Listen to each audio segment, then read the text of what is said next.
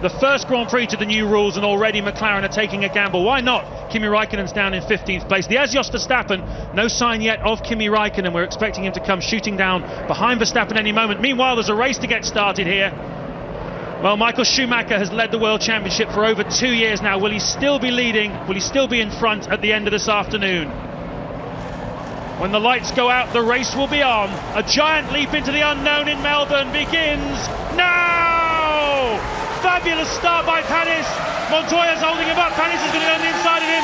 It's as you were at the front, the two Ferraris. Coulthard banged into someone there. By the looks of things, the right front of Coulthard. One of the Renaults has lost ground as well. A slightly chaotic start. How is David Coulthard doing though? I think it was just a bang of the wheels, or did Coulthard just swerve at the last minute? So Ferrari 1-2 then.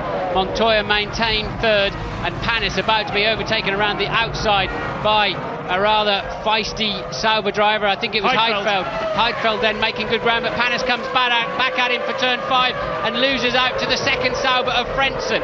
Really, remember, Panis on slick tyres then, so until they come up to temperature, the Toyota really struggling on those dry tyres, and the Saubers on their wets. It's a softer rubber, and the tread block moves around, generates heat much more quickly, and Panis really struggling at this stage. But it'll come back to him, providing he shows patience and doesn't throw it off the road. But all of these drivers that are pouring past him at the moment, Martin, presumably realising they've got to attack him now while the track is at its most slippery. If they get stuck behind him and his tyres start to find grip, presumably they'll be stuck. Look at this now, David Coulthard. He's got to get past Panis. He lunges down the inside. Whoa, side by side, and look at this. Well, that's Montoya, looks like he's struggling. The two Saubers have gone past him. Now we know that Montoya is carrying a fair amount of fuel on board. Heidfeld has been explosive in these first few laps. Montoya on dry tyres too, and just cutting across the nose of Frentzen there. So Montoya just having to be patient and wait for those to come up to grip. As I said, the wet tyres so much more quickly build the heat. Heidfeld has pulled out a 4/10 of a second gap. Look, they've got the whole pit straight as a lead already. Now Montoya's come up the last corner with more grip on the dry-tyred Williams, more grunt down the straight, and easily through then into third place for Juan Pablo Montoya, and taking candy from a baby, that one. But because he's now on the right tyres. He's on the right tyre and possibly on the right fuel load as well. Time will tell. This is lap 3. Michael Schumacher. There's David Coulthard into the pits. Ted. Yes, James, wets off, dries on, so a little bit of fuel as well for David Coulthard. But the critical thing is 2 garages up, Ferrari aren't out, and their 2 drivers are both on wets as well. 10th, Justin Wilson. What a fantastic start for the Minardi driver. We haven't really seen him yet, but he is, believe me, up there somewhere. There he is at the top of your screen, as Button and Alonso, but Villeneuve and Trulli, the 2 VARs, racing with the 2 Renaults right there in the middle of the track. And Heidfeld then really struggling to keep Alonso behind him. They're running 6th and 7th, and Alonso now with a better slingshot, and he has a good run. He'll have the inside line down to the far chicane and will take that slot as long as he slows down enough so as not to understeer through the apex, which is exactly what he did, and then takes a nice move to move into 6th place. Ferrari team will have to stop one of their cars.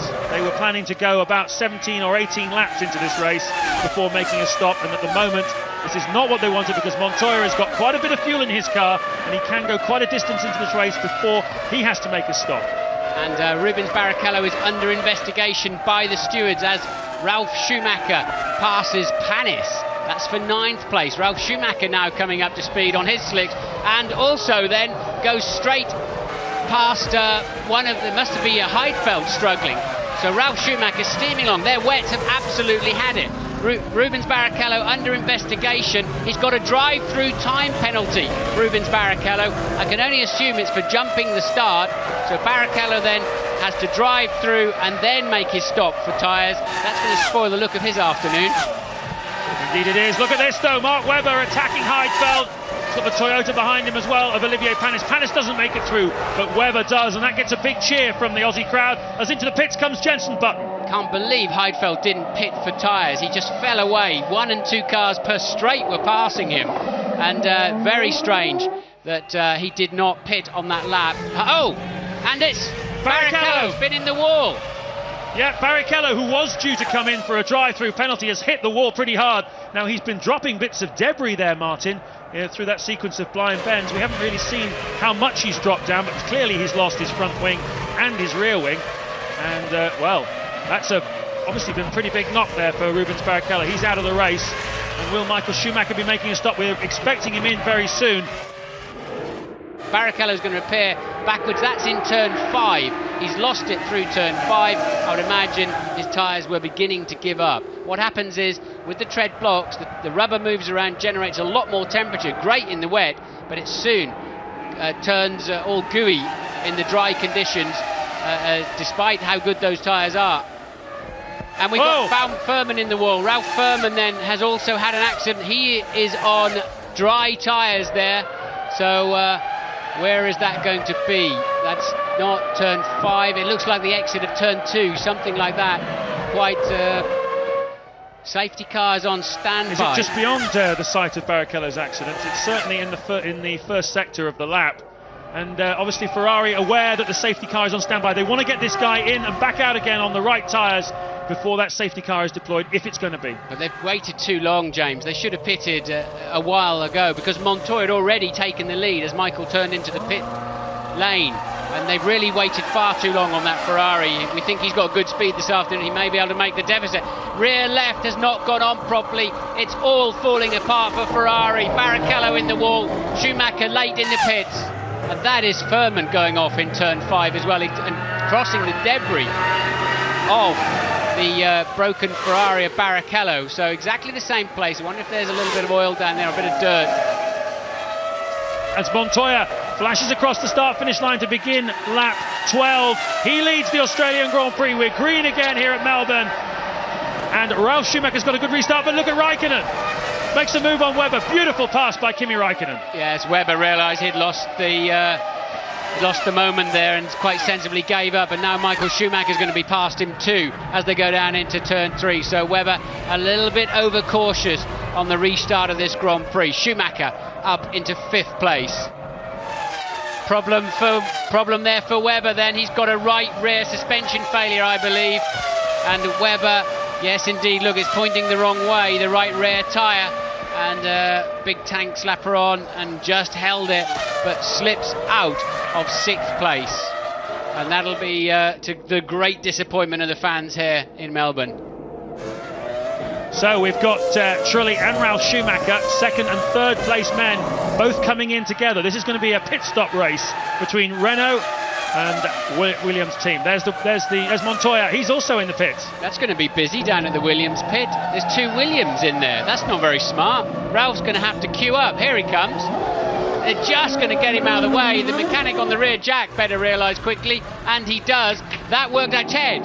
Well, Martin, it might work out better for them. They are very trained in getting these 2 types of tyres out. I think it's the optimum time for both of them. They were very, very low on fuel anyway. Oh, but is there a problem with Ralf Schumacher's tyre? Yes, there is. There's a problem on the right rear. He seems to be able to get it on now. Now he should be away. Shaking his head. They won't get it any better, Ralph. 18.2 seconds, a disaster then for Ralf Schumacher in terms of his first pit stop of the 2003 season, nearly wandering over that penalty line and spins. His head is not in the right place. I think he saw the Renault, the Renault he was racing of Jarno Trulli was right alongside him, and I think he must have just been looking at Trulli and wondering whether he was going to get him into turn 1. It was the Renault that Ralf Schumacher was racing for position right alongside him, and Alonso there forced to run wide onto the grass. This is going to be a big test, though, for Kimi Räikkönen. It's the first time he's led a Grand Prix at the restart behind a safety car, and a very inexperienced driver. It's only his 3rd season of car racing. He's nailed the throttle now and left Michael Schumacher behind. But be careful, Kimi, because David Coulthard went off on that corner at the restart last year. Räikkönen doesn't make the same mistake. A great restart for Kimi Räikkönen. And Michael Schumacher, and especially Coulthard. But look, once again, Villeneuve caught napping there in the first of the 2 PARs in 4th place. But Button does not have a chance to look up the inside of his teammate, locks his front wheels and somehow didn't run into the back of him. And Montoya will be pleased with that safety car. He had to pit. He was still relying on his qualifying fuel, the fuel that was locked off yesterday afternoon, and he had to start the race with that. And Montoya then, because of the safety car situation, and now he makes the move, and it enabled him to stay in touch with the leading pack despite that pit stop. And look, Heidfeld out of the Grand Prix. He was running down in 13th place, unlucky for some and definitely unlucky for him today. And it looks like Heidfeld is right in the... What on earth is that all about? And so nearly in pushes Ralf Schumacher, who's having a mere of an afternoon. He has to go right around the gravel trap. Räikkönen did a 1:29.1. In fact, Michael Schumacher's last lap was very quick. Räikkönen seems to be struggling a little bit with his tyres, doesn't he, Martin? Yeah, he does. It's very easy to lock. I think there's a different philosophy of how they make the Michelins, which gives them great traction. But also, I think the fronts tend to lock up a little bit easier than the Bridgestones from just watching the cars over the last couple of years. And Räikkönen looking very ragged, it has to be said. Button then is, in fact, the two BARs following each other in. I wonder if they're taking the same strategy as Williams, and it doesn't work. You need a bit of a separation between your two cars for that to work. Obviously you want to max out the number of laps you can do after your qualifying run where the fuel is sealed off, but you need a good 15 seconds, at least 12 between your two cars for that to pay off, and Button lost out very badly there. Michael wiping his visor there, obviously getting a bit of oil out of the back of the McLaren. Ted? It's undoubtedly the case, Martin, that Michael is being brought in because he can go quicker when he comes out. I'm quite surprised actually that McLaren aren't bringing Kimi Räikkönen in as well. They might have fancied their chances with a head-to-head with the mechanics.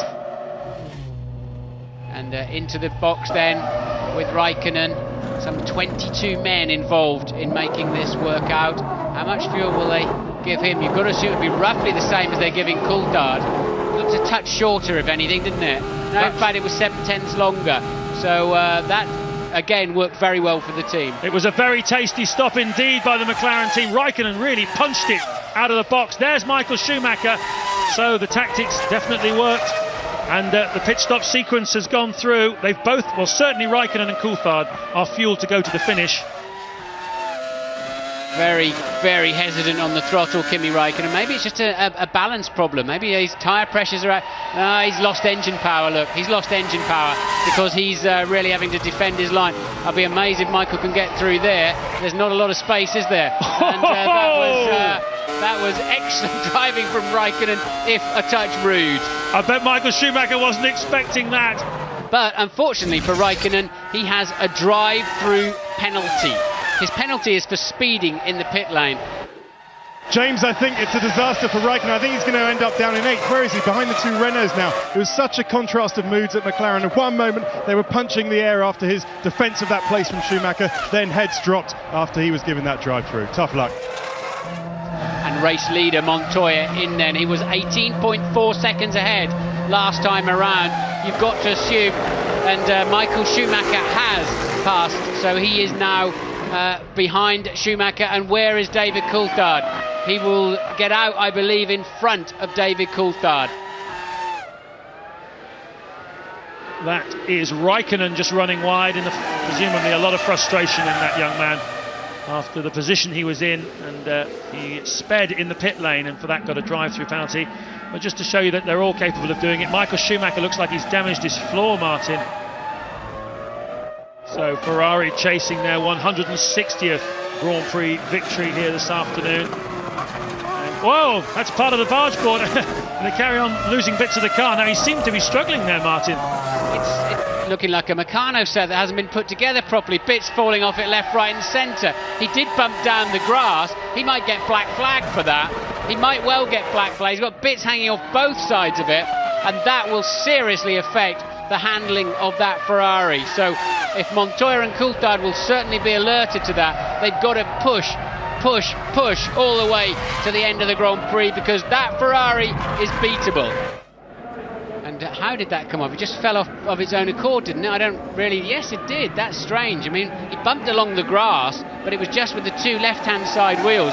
Maybe he's been off the road at some other point, unseen by the TV camera. But that's very unusual for that to happen. And it's just held on by a little guy rope at the back, which is even worse than it falling off altogether. Ferrari are getting ready in the pit lane. They'll have to just cut that off and send him out again, but he'll still be struggling for handling. Ted, what can you see? Martin, the barge board has actually come off. so he did have to make another fuel stop. The fuel goes in. This is fantastic news for Williams and for McLaren. New tyres go on. Nigel Stepney taking a good old look at it just to make sure it's roadworthy. But how is this? Is this a Ferrari making a bit of a duff up of strategy? And Räikkönen might go through past him. He's going to pit straight now. Michael Schumacher can see him. There is Kimi Räikkönen, who goes up into third place. Montoya leads the Australian Grand Prix. This is lap 47 of 58, and we've got real drama here. Can Coulthard do something about this man? Juan Pablo Montoya, there's the gap. You can see it for yourself. It's 2.7 seconds. Montoya the quicker, and he spun. Montoya spun. Backs it into the wall, no damage will be done, and he'll get away again. Coulthard leads the Grand Prix. Yep, Coulthard the winner here in 1997. Can he repeat? Juan Montoya has made a terrible mistake. Well, he's made a mistake and he's shaking his head. He can't really believe it. Coulthard is the fastest of the top four runners at the moment. What's surprising me is how well Michael Schumacher's hanging on there in the background, despite two aerodynamic pieces broken completely off the car. This has been a great spectacle. Very, very close racing. Just a couple of corners to go now for David Coulthard. He won here back in 1997. Are those eyes smiling? I wouldn't be at all surprised if they are, because David Coulthard from Twyneham in Scotland wins the Australian Grand Prix for the second time in his career. His 13th Grand Prix victory, and Martin Brundle, who is relatively closely associated with him, is smiling.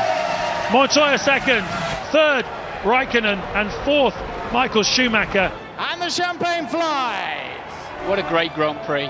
Super, wasn't it? Unpredictable, half distance. We had no idea who was going to win the Grand Prix, and it looked like it was between Räikkönen and Schumacher, and it ended up between Coulthard and Montoya making a mistake, and Coulthard keeping his head and driving a very mature race, coming through and winning by 8.6 seconds.